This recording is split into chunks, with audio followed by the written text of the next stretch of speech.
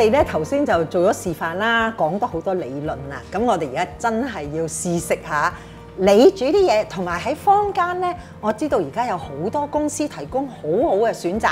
咁啊，好多謝佢哋咧，今日咧就幫我哋帶咗佢哋一啲即係最出色嘅菜式嘅。咁咧，除咗我同你咧介紹下 Elsie 啦，大家都識啊梁愛詩，同埋我好朋友 Amy Tam。我或者首先咧，俾兩位嘉賓有個 idea 嘅。咁其實吞熱困難咧，我哋咧就有一個國際水準叫 IDDSI。咁其實咧食嘢咧就係7、6、5、4、3、7就最難啦，去到4、3咧就係2嘅。咁飲嘢咧就4、3、2、1、0，越大 number 咧就越難處理，咁即係4咧就係比較最結嘅。中間咧其實4同3咧依兩個類別咧就可以又係食物又係飲品嘅。咁我哋今日咧試嘅嘢咧係有2種主要食物嘅。其實唔係每個有吞熱困難嘅病者咧，一開始就需要食到4，或者我哋成日傾話軟餐啊、糊仔咁嘅。因為其實有好大段時間，只要你煮啲嘢腍啲咧，已經可以應付到。咁 Adam 咧呢一餐你同我介紹下，你煮咗4個乜嘢餸菜俾我哋兩位嘉賓？嗱，我哋煮咗就係一個日式嘅蒸蛋啦，最簡單嘅粟米肉粒飯啦，雞粥、番茄豆腐煮魚飯。咁呢啲都係我哋用家常基本上做嘅方式，加少少心思，令到佢俾吞嚥困難者能夠食得到嘅。咁而另外坊間好多，你睇我哋今日嘅台面嘅食物，五花八門，乜都有嘅。咁亦都係因為近年嚟咧，即係吞嚥困難症係因為實在太多人需要呢啲嘅餐，咁所以坊間咧就好多公司咧都開發咗好多呢啲嘅餐。每一樣嘢好似同嘅仿真品係好類似。但係其實佢唔係話專登去做到適合去食，而去求其做啲糊仔啊猜咗佢，而係佢用翻每一樣嘅嘢嘅原料去 reform 咗佢 ，reform 咗令到個 texture 係適合到吞嚥困難嘅，甚至有啲去到4啊5啊好難食嘅時候，佢哋都能夠食到，咁令到佢嘅心靈上好似同大家食緊平常嘅餸一樣，令到佢色香味去吸引佢更加想食多啲嘅嘢。咁嘅營養學方面當然係亦都係計過晒㗎啦嚇。有時試下我煮嘅先啦。我試下個魚啊，好啊，試下個魚啊，好啊。其實咧第一類咧就頭先阿 Adam 咧介紹咗4種啦，佢嗰啲咧就完全係冇用一啲所謂特別為吞嚥困難患者嘅添加嘅嘢，譬如凝固粉啊、酵素咁樣。咁但係咧我哋喺市面上採購翻嚟嗰啲咧，佢哋好多就用呢啲嘅，因為佢哋係能夠做到4啊，即係吞嚥困難好嚴重咧都食到嘅。呢個係幾多啊？呢個都係6，都係6，你可以試下個味啊。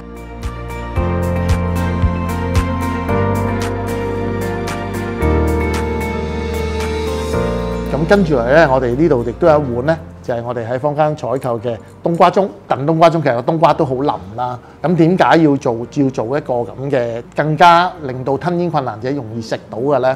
咁因為呢個冬瓜盅我諗係可以 fit 到去應該係5或者4之間，比較嚴重嘅困難者都可以食得到。我就可以試一試俾大家睇下呢個冬瓜盅嚇，佢係究竟係去到咩級別咯？我哋用一個1.5 cm 嘅。跟住攞個叉，有手指撳住佢，喺壓落去嘅時候係好容易地壓碎咗嘅。嚇，咁呢個你睇到啦，嗰啲冬瓜係好綿嘅。咁呢個冬菇啦，嚇，當我哋一壓落去嘅時候，你都見到我冇乜點用力嘅，其實就已經喺個罅度出咗嚟。1.5丁方原來係好緊要嘅，即係如果過咗1.5呢個 test 咧。就會係6啦，即係易食啲。如果大過1.5 cm 嘅 cubic 咧，咁咧就係7。咁而家呢個咧，我拎呢個。你呢個一定係6咯，一壓落去咧，係啦，即係佢應該係6。咁所以呢啲坊間嘅軟餐咧，就係適合一啲比較吞嚥困難更加嚴重嘅人去食。魚啦，豆腐魚咩味道啊？好好食啊！即係同我哋食開嗰啲都係差唔多。佢有番茄味啦，咁又冇皮喎，咁所以你就算係吞嚥困難都唔會吞唔到或者啃到。咁佢嗰啲茄汁嘅味都好濃啊。咁啊 Annie 啊，你咧退咗休之後咧就做咗新生精神學會嘅主席。咁我知道呢個機構都好大嘅喎，亦都係即係幫好多好需要嘅朋友咧提供好多服務。可唔可以介紹下呢個機構俾大家認識咧？我哋新生精神康復會咧就顧名思義啦，係做精神康復嘅工作嘅。咁我哋分兩個部分嘅，一個部分就係對啲精神康復嘅人士啦，就可以提供佢哋所需要嘅服務，譬如佢哋嘅住宿服務啦，佢哋嘅工作需要啦，同埋佢哋自己嘅身心靈嘅健康嘅服務。咁第二個咧就係一啲比較正面啲啦，同埋發展性嘅服務，即係話我哋咧就每一個人都要注重自己嘅精神健康啦，包括身心靈嘅健康啦，我哋叫做330啦，因為攞個諧音啊嘛，身心靈。我哋就鼓勵大家咧，每日都關注身心靈健康，譬如食啲好食嘅餸啦，令到欣賞當下啦，咁就係可以令自己嘅正能量高啲啦。咁即係我哋兩方面都做嘅，即係做有需要嘅服務啦，同埋增加大家對呢個精神健康嘅一個認識啦，同埋自己嘅提升自己精神健康嘅方法啦。咁Elsie啊，我咧就知道咧，你咧就成日都 travel， 有好多人咧請你去好多宴會嘅。咁我想問下啦，呢一個禮拜咧7日咧，你會去幾多次街㗎？係咪日日都去街？日日都去，唔止一次添。有啲就係去支持下啲社團啦，有啲係去同啲老師啊、同啲公務員講課啊咁樣啦。旅行咧，會唔會你係去啲好遠嘅地方？咁啊唔係啦，自己要量力而為啦。咁你80幾歲咁啊，唔好做啲嘢做唔到嘅嘢，係咪？咁 Annie 啊，我想問下咧，你個機構有一啲 clients 咧，其實佢哋都有啲吞熱困難嘅問題㗎。我哋因為都係做一個全方位嘅康復服務啦，咁有好多係住喺我哋院舍嘅，有一啲咧年紀都開始大嘅啦，咁即係同其他老人家一樣咧，都可能都有啲就吞嚥困難嘅。譬如話你哋啲廚房啊嗰啲咧，有冇一啲 special 嘅即係安排咧，要幫佢哋試下咁樣咧？我哋咧就主要係通過我哋嘅語言治療師啦 ，speech therapist 啦，就幫佢做一個評估嘅。咁做完個評估，知道佢啲級數啦嚇，即係應該食啲咩啦。咁我哋個廚師啦，就會去即係就嗰個級數去煮嗰啲食物啦，跟嗰個即係佢個規格去煮啦。咁另外咧，我哋都好似你哋咁啦，都希望佢哋有啲選擇啦，有啲多樣化啦，都會去坊間度搜集一啲即係呢啲咁嘅食物，俾佢哋間中都可以品嚐下唔同嘅食物。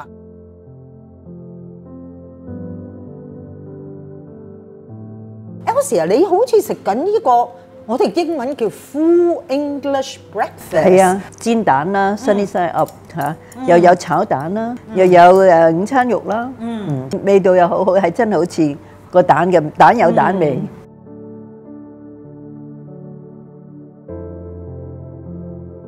呢個咧其實係一個正常嘅豬扒飯嚟嘅。今日咧安排咗俾大家有一個比照，就係咧我哋有一個 concept 好想推廣俾各位照顧者嘅，就係唔好咧叫一個有生熱困難朋友咧自己喺床度食飯。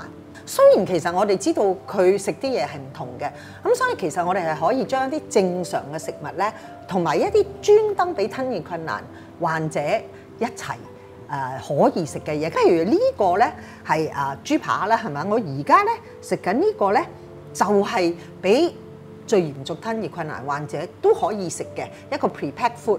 咁咧呢個咧就係飯嚟嘅，不過即係大家睇得出啦，佢做到4咧，就係即係因為係流質好好，同埋咧有一啲凝固粉，因為如果吞得太快又有問題喎，唔好以為稀冇問題喎，因為咧佢會走錯，吞錯口水窿，走咗落氣管啊嘛，好大問題嘅。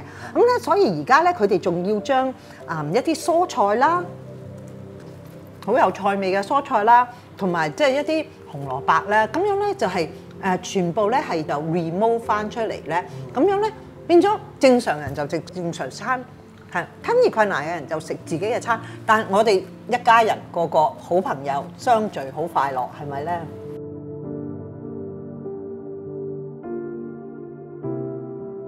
？Annie 啊，我見到你好努力食緊一啲好似鮑魚啊咁樣嘅嘢喎，介紹下。鮑魚嚟㗎，好名貴㗎。一人盤菜，一人盤菜，原餐嘅盤菜。但係呢個份量好好喎。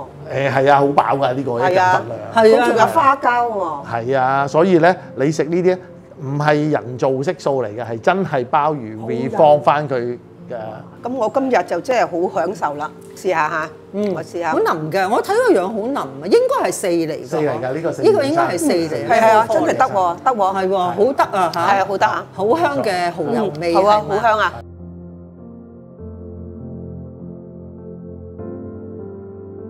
Elsie 先試咗呢啲生果 mousse 先。啊，呢個應該係係 mousse 4嚟嘅，係嘛？呢個係4嘅。其實 mousse 係好好嘅恩物，因為我哋正常都食 mousse。呢個係真係生果味。係水果嘅，你覺得90%係水果嘅你覺 mousse。得係咩水果啊？呢個？我覺得呢個係咪你嚟㗎？係啦，你真係好啱啦。呢個俾你食啊！好啊，你我哋兩份 share 好似好靚㗎喎，真係。佢有啲似啫喱，冇啫喱個韌感，冇韌感就唔會逐親，容易吞啲嘅。係啦，都係啊，其實真係似啫喱咯，好有水果味咯。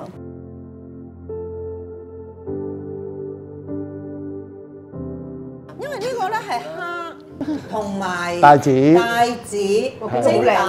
呢個 level 佢話 level 6，係啦，係啦因為因為蝦同帶子都有少少硬度嘅，係啦。啊，但係蒸蛋咧其實係真係好好嘅，因為好高嘅 protein 啦嚇。但係有冇帶子睇到啊？呢個好好食喎。有帶子睇到㗎。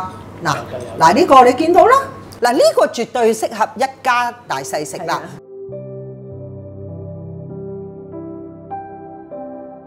咁我就而家幫你試下呢啲賀年甜品啦。嗱，有咩咧？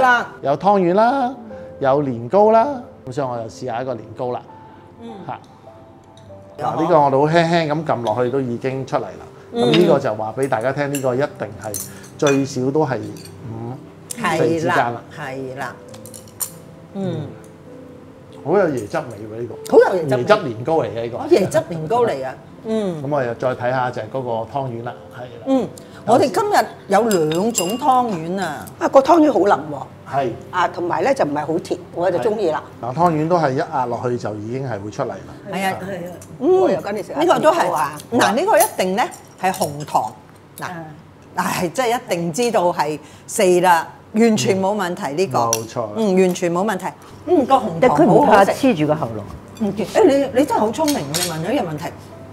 其中有一隻危險嘅食物叫 adhesive food 啊，即係話黏得好犀利，就算佢腍咧，佢黏喺呢度咧黐住咗，係啦，咁所以做呢啲特別嘅甜品就要 overcome，佢唔係呢種 adhesive 啊，黏住你嘅，黏住。有啲高危食物咧，個理由即係普通人諗唔到，雪糕。